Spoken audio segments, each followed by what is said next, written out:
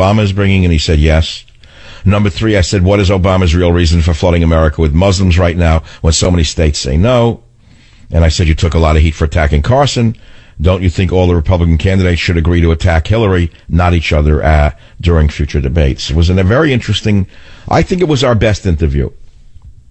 And perhaps Cumulus will post it on some of their outlets, some of their websites. I hope so. It's a very, very important interview for a number of reasons. We learned a lot about Donald Trump's good nature. We learned that he's definitely not a petty politician like Hillary and like Obama, who has extreme inability to take any criticism.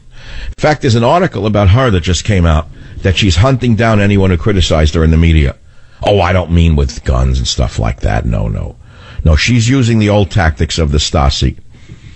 Hillary is using the Stasi tactics of intimidation. Well, you'd expect it from a liberal. Clinton goes after comedians for making fun of her. This is on the top of Drudge. Personal contact information demanded. Clinton goes after comedians for making fun of her. Are you listening to the corruption of this woman? Clinton goes after Laugh Factory comedians for making fun of her. In what appears to be a first for a serious presidential contender, Hillary Clinton's campaign is going after 5 comedians who made fun of the former Secretary of Hate in stand-up skits at a popular Hollywood comedy club. That's at the Laugh Factory, and she's demanding personal information. They want their personal contact information. That's what she's doing, going after comedians now. But she's fit for office, as you all know, in a banana republic. Maybe Uruguay in the 1950s would be fit for her to run. Maybe where Evita Perón was, and it wasn't Uruguay. In Tennessee, politician says activate the National Guard to send the refugees out of the state, send them back to ICE. Good point. 855-407-282. Let's take a quick call. Steve on WMAL. What's the topic? Go ahead, please. Steve, go ahead, please. Yeah. You're a good audience for bullying them. And on your point... Wait, Steve, please, can you just make your point? Yeah, I was. On your point about Einstein, you can't really predict how 12, 13-year-olds are going to grow up.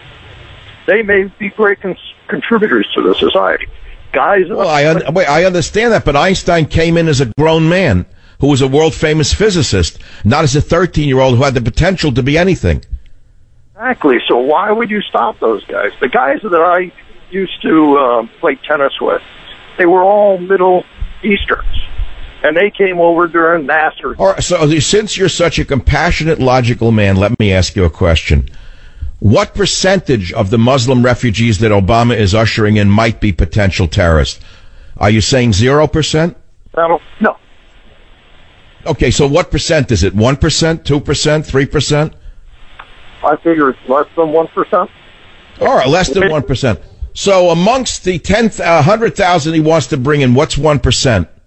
All right, the way you would deal with that... No, answer the question. Amongst the 100,000 Muslims that Obama's shoving down our throats, what does 1% of 100,000 equal? 10,000 is what he said, so let's be correct. And wait, let's be correct. How many is he bringing in? What I would do in this case, Mark, is I would let the women, the children, the elderly... You're not answering the question. Stop it. Have a dialogue with me. How many Muslim refugees does Obama intend to bring to America? 10,000. 10,000? Are you sure? Because he said 10,000 initially, then he said 100,000 the very next day. But let's say it's 10,000. What's 1% of 10,000? 100. 100. So let's say it's even 100 terrorists. You're saying that's something for us not to worry about? How many terrorists did it just take to do what they did in Paris? Was it less than 100 or more than 100? Less than 100. I didn't say you don't Thank you. I rest my case. Have a nice day. I'll be right back. Join the Savage Nation. Call now. 855-400-SAVAGE. 855-400-7282. Savage. Your Savage Nation is sponsored by SwissAmerica.com. It's the only company I trust for tangible assets, gold and silver. Call 800-BUICO.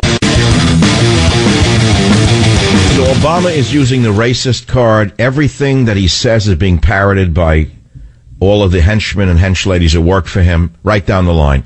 Anyone opposed to his plan to dump Muslims down our throats from Syria, unvetted Muslim men, mainly 85 to 90% of them are single men of military age. Anyone who opposes it is called a racist.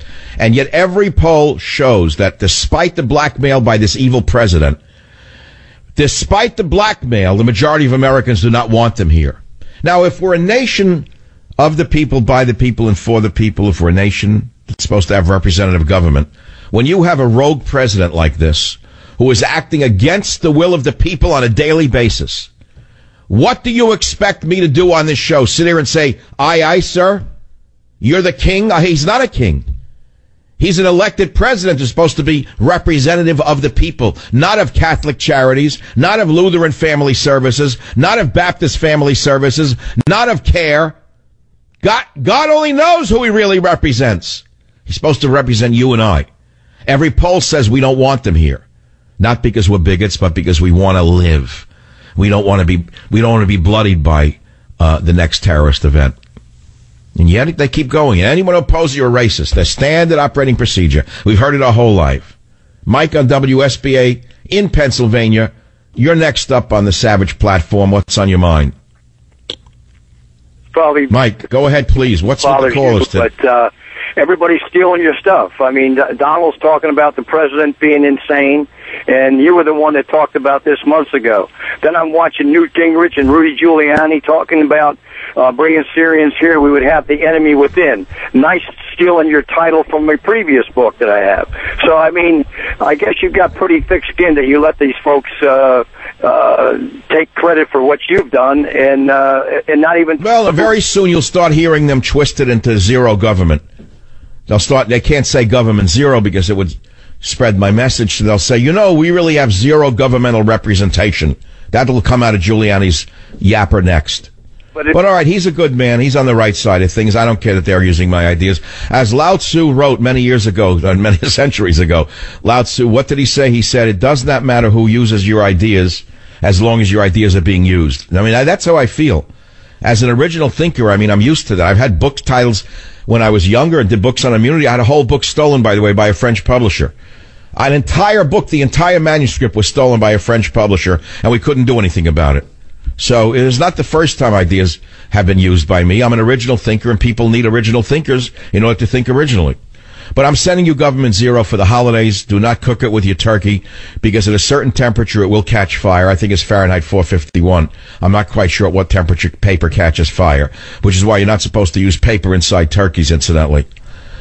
All right, my friends, these are serious times. They are very difficult times to sleep in. And the worst of this talk was this article, this fallacious argument that most Americans opposed admitting Jewish refugees before World War II, and the very same number of bigoted Americans are now opposing the innocent, creative, wonderful Syrian refugees. One of the most horrendous, disgusting twists of reality that I've ever seen. But it didn't stop Dana Milbank, whoever that may be. I don't know what a Dana Milbank is. It sounds like a recipe. Dana Milbank may be a recipe for Thanksgiving, but in the Washington Post, he argues that we're xenophobic to keep refugees out. And they're comparing it to the SS St. Louis, the ship of Jewish refugees turned away from Florida. This is the ugliest comparison I've seen yet by the Obamaite liberal complex. There's no equivalency, because we know that amongst those Muslims there will be terrorists. The man who just called said that it's probably 1%. Even he, as a decent man, said, well, I admit that maybe 1% of them will be terrorists. Well, that's a big number. Let's say 10,000, that's 100 people be terrorists. And how many did it take to do their damage in Paris? It was certainly less than 100, wasn't it? So you're not worried about that? How many Westerners are going to die because of Obama's insanity? How many? How many more Westerners will die to let them into this country? If it's only 100 out of 10,000, can you imagine what it'll be if he lets in 100,000? That escalates it, doesn't it? What's 1% of 100,000? That's 1,000 terrorists. That's enough, Mr. Milbank? Let me address it to Dana Milbank. If it's only 100 terrorists amongst the 1,000, amongst the 10,000 that are let in, where do you want them to live? In your backyard? Why doesn't Dana Milbank invite some of them to go work at the Washington Post? Why don't the politicians invite them in their homes? But my best idea of the day was this. All of these good liberals who want the refugees, why don't they put up some collateral in the form of a house, a mortgage, into a fund for potential victims of refugee terrorism down the line? And if there is no terrorism, they get their money back with interest. If there is, the fund is used to compensate victims for terror. What is wrong with that idea? Well, then you put reality where it is. You know, there's a Buddhist saying. A Buddhist said, don't fight with reality because you're always going to lose. You ever hear that one? Whether it's in love or business or war, don't fight with reality because you're always going to lose. Have you ever heard that one? You never heard that. Robert, you never heard that. Buddhist master said, I'll say it over and over again till you hear me, don't fight with reality because you're always going to lose. Reality will always win. You heard it first in the Savage Nation, right? The wit and wisdom of Michael Savage. Don't fight with reality because you'll always lose. What does that mean? It means that logic would dictate the reality of the situation is right now, while it is true that most Muslims are not terrorists, it's unfortunately true that almost all terrorists are Muslim on the planet today. I said almost all. So given that that's the logic today, and by the way, that logical statement was made not by Michael Savage, but it was made right after 9/11 by a Muslim scholar. I'm just repeating it, parroting what he said. So given that that is the case, why would the reality of the situation dictate that you bring in Muslims right now, especially from a war zone, and knowing that they're not vetting them, that they can't vet them, they don't know who they are, that 8 of them had the same name, by the way, recently on an analysis. And how do you explain that the DHS and the FBI knew this mastermind, so-called, had him on their watch list, and did nothing about it? Tell me why the FBI didn't drag him in and throw him into a holding tank. Tell me why. You have the answers to any of these questions? Because I do. I have answers to all these questions right here on the Savage Nation, home of Government Zero. Join the Savage Nation. Call now, 855-400-SAVAGE, 855-400-7282. Savage. Here are the headlines on michaelsavage.com. Paris terrorist caught in raid, plan to attack airport and mall next. And you'll see one of the brave terrorists with his behind showing. I'm sure that he will sue the French for violating his religion by marching him out with his pants off. Well, that's a violation of his culture and religion right there. You can't show a terrorist behind. Apparently that's a violation of their religion. I guess they can't go to heaven if at any time they're shown naked to the world.